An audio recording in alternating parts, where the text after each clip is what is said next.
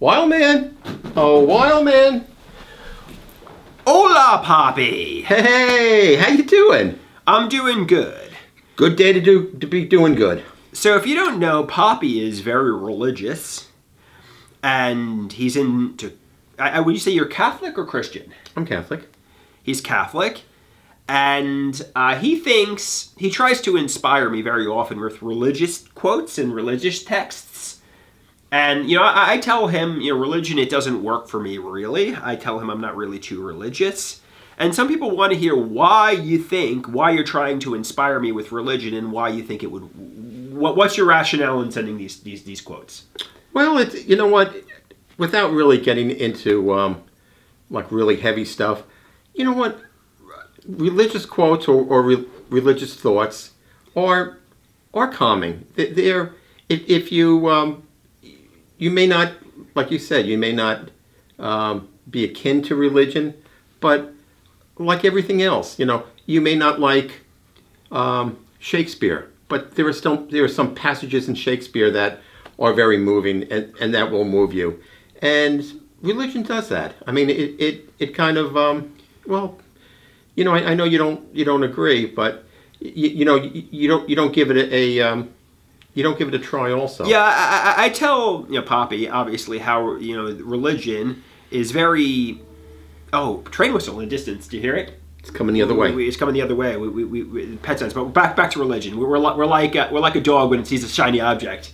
We're like, oh. But, we like the trains. We like the trains, yeah. I don't know if that's a sign of, men. I mean, but they say it's peculiar to like trains, correct?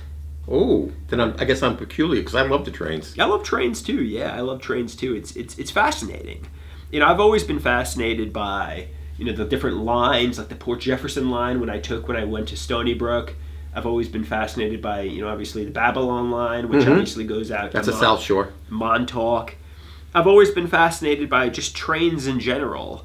I like the stations that don't exist anymore. Oh, that always intrigues me too. Like Islandia, I believe, was a station. Yeah. And obviously, Syosset has a really large gap area. When it pulls into the station, they say, make sure you watch the gap at Syosset. That's a bad station because it has a really large gap. Very bad. And obviously, when I would go to Cold Spring Harbor on the way to Stony Brook, I would often feel like, I went to Antarctica, even though Cold Spring Harbor, because it's like Cold Spring Harbor. Yeah. And when I'd go to Jamaica, Queens, I kind of felt like I was like going to a Caribbean island, even though it's a really rundown area, right? What about East New York? Speaking of East New York, yeah, that's my father many years ago made reference to East New York being a really awful looking place, and we watched a video of people walking around in East New York, and there was a lot of boarded up windows and liquor stores. So yeah, that's one place you don't want to actually walk around East New York. Yeah, because we would take the train to Brooklyn. Yeah. And one of the stops was East New York, and you'd look out the window and it's like, okay, it looked dubious. Yeah, East New York is definitely dubious. Is Nostrand Avenue as bad? Because that's the stop after East New York. I'd like to rate them, and I have no jurisdiction as to the rating system. But yeah, East New York always looked more.